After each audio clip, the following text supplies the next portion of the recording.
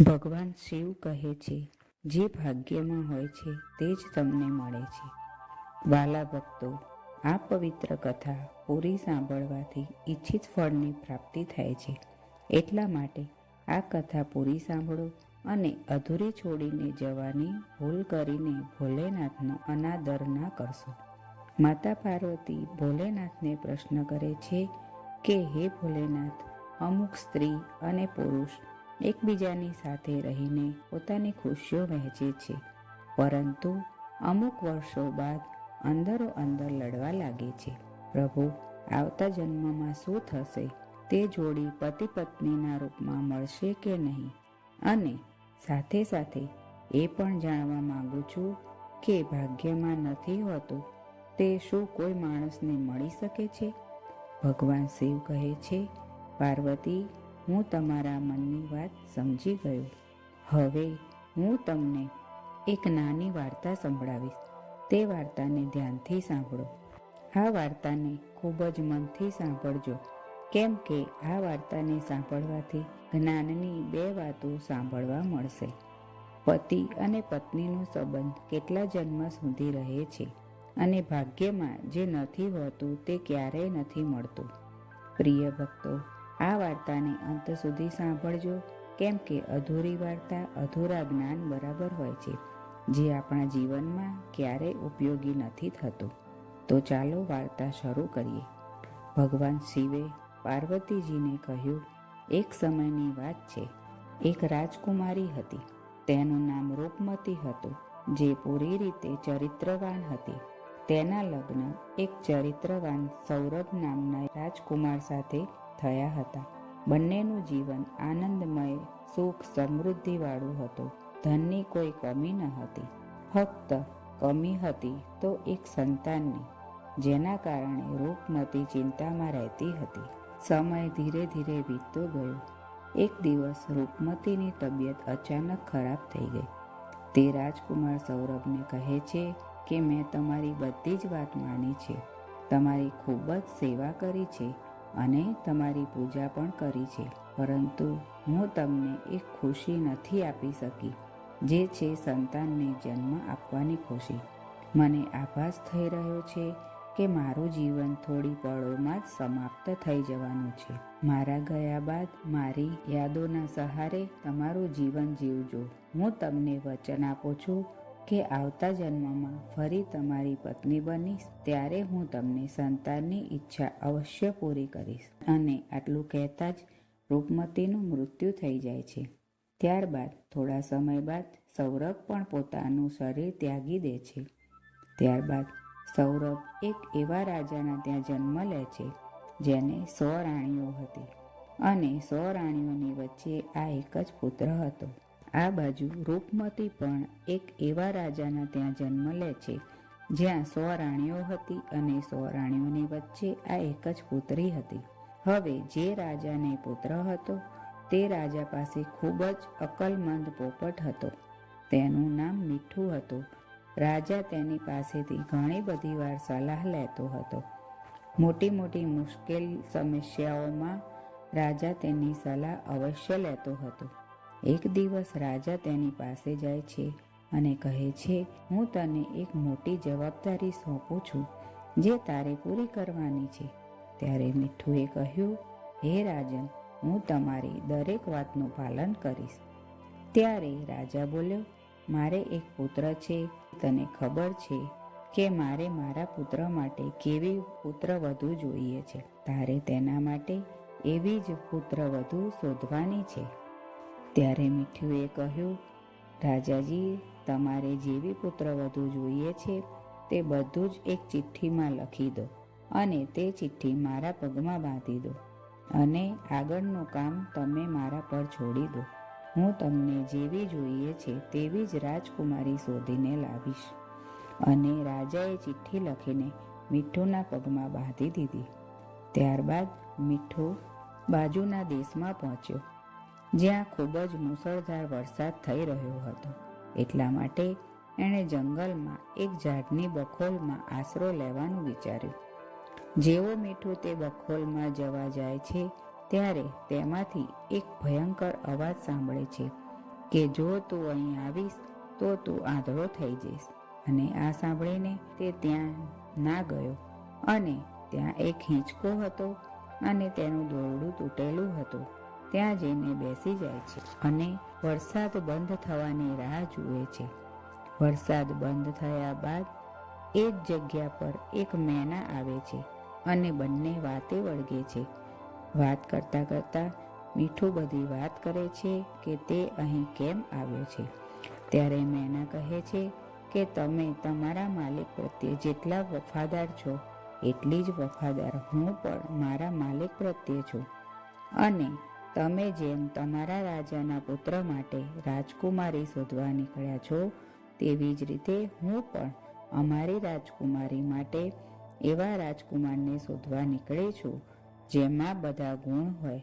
ત્યારે મીઠું કહે છે, અમારા રાજા કહે છે કે અમે એવા રાજાની રાજકુમારી લાવીશું જેને 100 રાણીઓ હોય, કેમ કે અમારા રાજાને પણ 100 રાણીઓ છે. ત્યારે મેનાએ કહ્યું કે હું તમારી વાત સમજી ગઈ, કેમ કે અમારા રાજાને પણ 100 રાણીઓ છે અને તમારા રાજકુમાર અને અમારી રાજકુમારી બંને સર્વગુણ સંપન્ન છે. હવે મીઠું એવું વિચારીને મેના સાથે તેના રાજ્યમાં ગયો કે બંને પક્ષે બધું જ મળતું આવે છે. હવે તો સંબંધ થઈ જ જશે. અને બંનેને સાથે જોઈને એક નોકરે રાજાને જઈને કહ્યું કે મહારાજ, તમે મેનાને જે કાર્ય સોંપ્યું હતું તે કરવાને બદલે તેણે તમારી સાથે બહુ જ મોટો વિશ્વાસઘાત કર્યો છે. તે રાજકુમારને શોધવા ક્યાંય ગઈ નથી. તે તો એક પોપટની સાથે ફરી રહી છે. મેં એને તેની સાથે ફરતા મારી આંખોથી જોઈ છે અને તે તમારી વાત તો બિલકુલ ભૂલી જ ગઈ છે અને તમારી આજ્ઞાનું ઉલ્લંઘન કર્યું છે. અને આ સાંભળીને રાજા ગુસ્સે થાય છે અને બંનેને મારી નાખવાનો હુકમ આપે છે. આ બાજુ બંનેને ખબર પડી જાય છે કે રાજાએ આવો હુકમ આપ્યો છે, એટલે બંને તે જગ્યા છોડીને જવા વિચારે છે કે અહીં તો આપણા બંનેના જીવને ખતરો છે, એટલે બંને ઉડીને દૂર જતા રહે છે. આ બાજુ સૈનિકો તેમને ખૂબ જ શોધવાનો પ્રયત્ન કરે છે, પરંતુ તે ન મળવાને કારણે સૈનિકો પાછા ફરે છે. પોપટ મેના એવું વિચારે છે કે થોડા સમય પછી વાતને બધા ભૂલી જાય પછી આપણે પાછા જઈશું. અને થોડા સમય બાદ બંને મહેલમાં આવે છે અને પોપટ રાજાની જમણા ઢીંચણ પર અને મેના ડાબા ઢીંચણ પર આવીને બેસે છે અને માંડીને બધી વાત કરે છે કે અમે બંને વફાદાર છીએ. નોકરો અમારાથી ઈર્ષ્યા કરે છે એટલે તમારા કાન ભંભેરે છે. બાકી અમે બંને રાજાઓના વફાદાર છીએ. અમે તો રાજ્યની બહાર જંગલમાં મળ્યા હતા અને બંને એક જ કામથી નીકળ્યા હતા. તે જાણ થતાં અમે તમને મળવા આવી રહ્યા હતા અને નોકરે અમને જોયા હતા અને તમને ખોટું ભરાવ્યું છે. હવે અમે તમારા માટે સારા સમાચાર લઈને આવ્યા છીએ. બંનેને તેમના મનોબળથી રાજાને સમજાવીને ખુશ કર્યા. ત્યારબાદ મીઠુએ તેના પગ પર બાંધેલી ચિઠ્ઠી બતાવી. રાજાએ તે ચિઠ્ઠી વાંચી અને ખુશ થયો અને તેમાં રાજકુમારનો ફોટો પણ હતો. આ ફોટો જોઈને તેને વિશ્વાસ આવી ગયો કે બંને સાચું બોલી રહ્યા છે. ત્યારબાદ તે ફોટો 100 રાણીઓને જોવા મોકલ્યો કે જોઈને કહો કે રાજકુમાર કેવો છે. બધી રાણીઓ રાજકુમારને પસંદ કરે છે કે નહીં. થોડા દિવસ વીત્યા પરંતુ ફોટો પાછો આવ્યો નહીં, કેમ કે રાજકુમારીને રાજકુમાર ખૂબ જ ગમ્યો હતો અને તે ફોટાને પોતાના હાથમાં લઈને જ ફરતી હતી. થોડા સમય બાદ રાણીઓનો જવાબ આવ્યો કે તેમને બધાને રાજકુમાર ખૂબ જ પસંદ આવ્યો છે અને રાજકુમારીએ તો રાજકુમારને જોયા વગર જ ફોટાથી જ હા પાડી દીધી છે. ત્યારે રાજાએ મીઠુને કહ્યું કે તમારા રાજાને જઈને કહેજો કે અમને બધાને રાજકુમાર ખૂબ જ પસંદ આવ્યા છે અને 4 મહિનાની અંદર જ લગ્ન માટે આવી જાય. મીઠુએ આદર સાથે પ્રણામ કરીને પોતાના દેશ તરફ રવાના થયો. પોતાના રાજ્યમાં પહોંચીને મીઠુએ બધી વાત કરી. રાજાએ ખુશી ખુશી બધું સાંભળ્યું અને મનમાં ને મનમાં વિચારવા લાગ્યો કે આજે મારું સપનું પૂરું થઈ ગયું. અને તેણે તૈયારી શરૂ કરી દીધી. રાજકુમાર માટે સુંદર કપડાં બનાવ્યા, ઘોડા માટે સુંદર આસન બનાવ્યા, સિપાહીઓ માટે નવી વેશભૂષા બનાવડાવી અને બહુ બધા પ્રકારની ભેટ જેવી કે અનમોલ હીરા ઝવેરાત, કપડાં, મુશ્કેલીથી મળવાવાળા ફળ, કિંમતી મસાલા અને અત્તર, આ બધું જ યાદ કરીને ભેગું કર્યું. આ બધી તૈયારીઓમાં સમય ક્યારે નીકળી ગયો ખબર જ ના પડી. લગ્નના થોડા સમય પહેલાં જ રાજકુમારના પિતા બીમાર પડ્યા અને મૃત્યુ પામ્યા. તેમના પરિવાર માટે આ ખૂબ જ આઘાત હતો. રાજકુમારને લગ્ન થોડા સમય માટે પાછા ઠેલવા પડ્યા, કેમ કે લગ્ન માટે જવું તેમને પોતાના પિતાના અપમાન બરાબર લાગ્યું. થોડોક સમય વીત્યા બાદ રાજકુમાર મીઠુ સાથે રાજકુમારીના રાજ્યમાં જાય છે. થોડા દિવસોમાં તો તે ત્યાં પહોંચી જાય છે, કેમ કે બંનેના રાજ્ય બહુ દૂર ન હતા અને રાજકુમાર રાજકુમારીના મહેલના બગીચામાં રોકાય છે. જો તે રાજકુમાર તે બગીચામાં ના ગયો હોત તો સારું હતું, કેમ કે તે બગીચામાં મીઠું મૃત્યુ પામે છે, કેમ કે તે બગીચાના ઝાડ પર મીઠું ખજૂર તોડી રહ્યો હતો અને ખજૂર રાજકુમારને આપી રહ્યો હતો. આ વાત માળીને ના ગમી અને તેણે મીઠુંને મારી નાખ્યો. આ મુશ્કેલી બાદ રાજકુમારને ખબર પડી કે રાજકુમારીના પિતાજીએ રાજકુમારીના લગ્ન તેની સાથે કરાવવાની ના પાડી દીધી છે, કેમ કે તેમના પિતાજી મૃત્યુ પામ્યા હતા. હવે થોડા દિવસમાં જ રાજકુમારી એક પાલખીમાં બગીચા તરફથી નીકળે છે અને તેની નજર રાજકુમાર તરફ પડે છે. ત્યારે તે રાજકુમારને ઓળખી જાય છે, કેમ કે તેનો ફોટો હજી સુધી તેની પાસે હતો. હવે તે સમયે તો રાજકુમારી કંઈ જ બોલી નહીં અને પાલખી પાછી વાળવાનો આદેશ આપ્યો.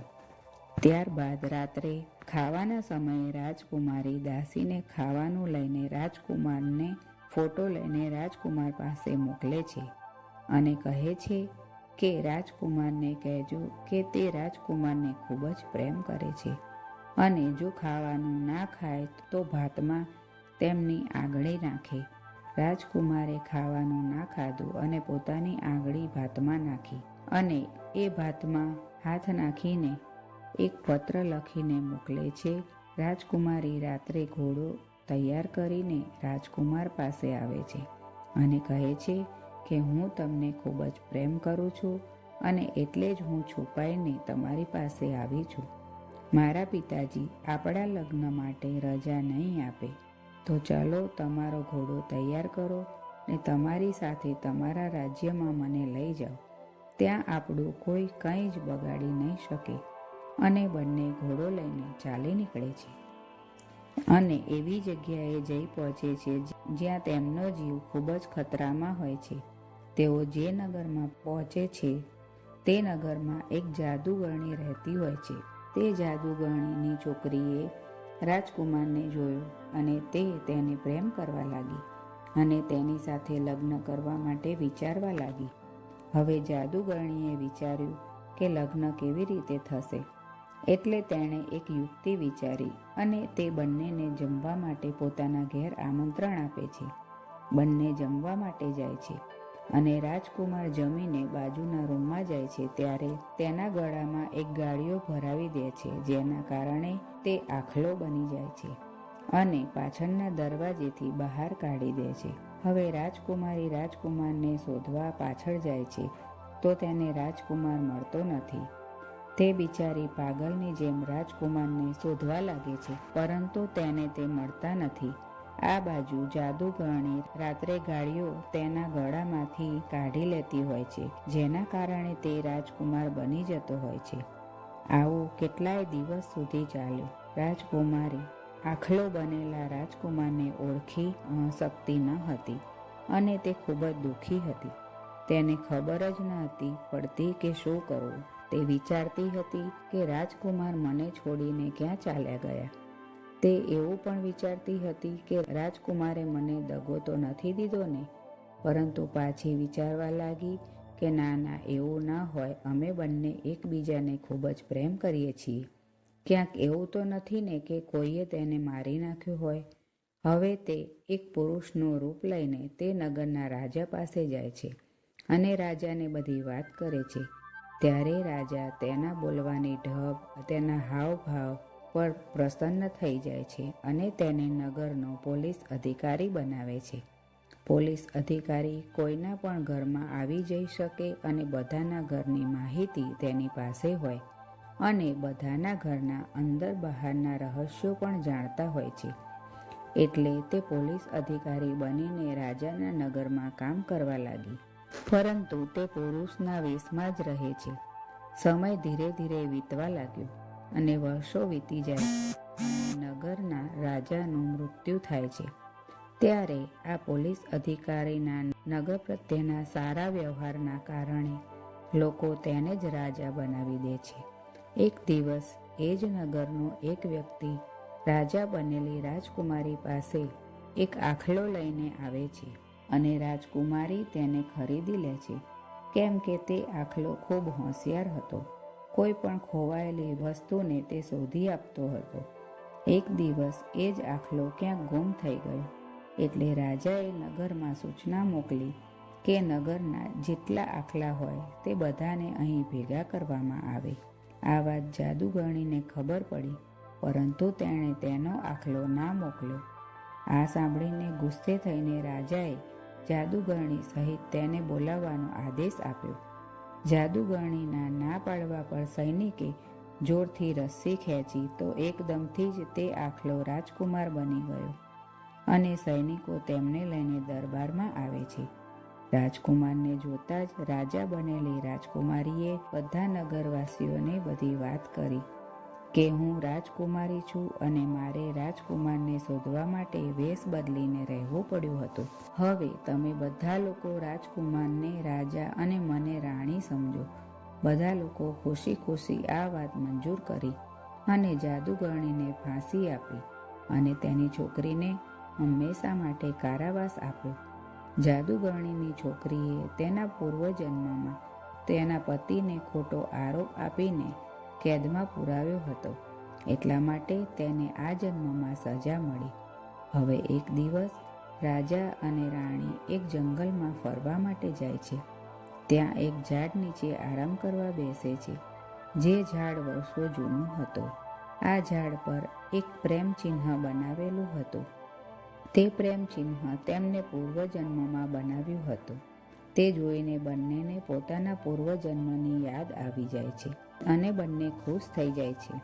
અને રાજકુમારી બોલે છે કે મને યાદ આવ્યું કે ગયા જન્મમાં આપણે બંને એકબીજાને ખૂબ જ પ્રેમ કરતા હતા અને આપણે બંને પતિ પત્ની હતા અને હું તમને એક સંતાન આપી શકી ન હતી અને મેં તમને બીજા જન્મમાં મળવાનું વચન આપ્યું હતું અને એટલે જ આ જન્મમાં આપણે મળ્યા છીએ અને તે પણ પતિ પત્નીના રૂપમાં, કેમ કે આપણે બંને સાચો પ્રેમ કરતા હતા અને મને પૂરો વિશ્વાસ છે કે ભગવાન આપણી ઈચ્છાને પૂર્ણ કરશે અને તમને સંતાનનું સુખ અવશ્ય મળશે. ભગવાન શિવ કહે છે કે હે પાર્વતી, સમયની સાથે સાથે પાછળના જન્મના કર્મોના ફળ અવશ્ય મળે છે અને તે રાણી ગર્ભ ધારણ કરે છે અને સુંદર પુત્રને જન્મ આપે છે. ભગવાન શિવ કહે છે, આ વાર્તાથી પહેલી જ્ઞાનની વાત એ મળી કે જે પતિ પત્ની એકબીજાને ખૂબ જ પ્રેમ કરે છે અને બંનેમાં જરા પણ વિરોધાભાસ નથી હોતો, તેમનો પવિત્ર સંબંધ જન્મ જન્માંતરનો હોય છે.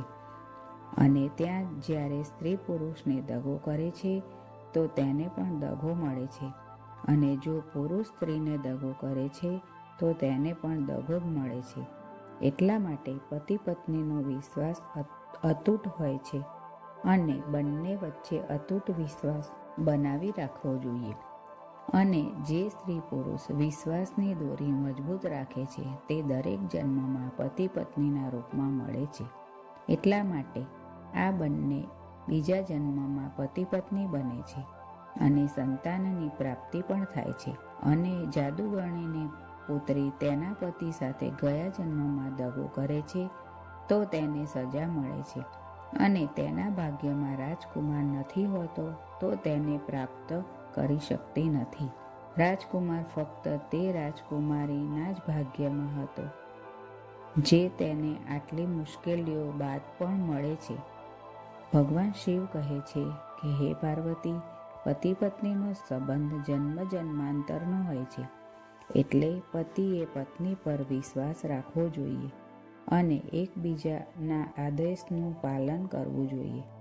અને જે આપણા ભાગ્યમાં નથી હોતું તે આપણે ગમે તેટલો પ્રયત્ન કરીએ પરંતુ તે આપણી પાસે નથી આવતું.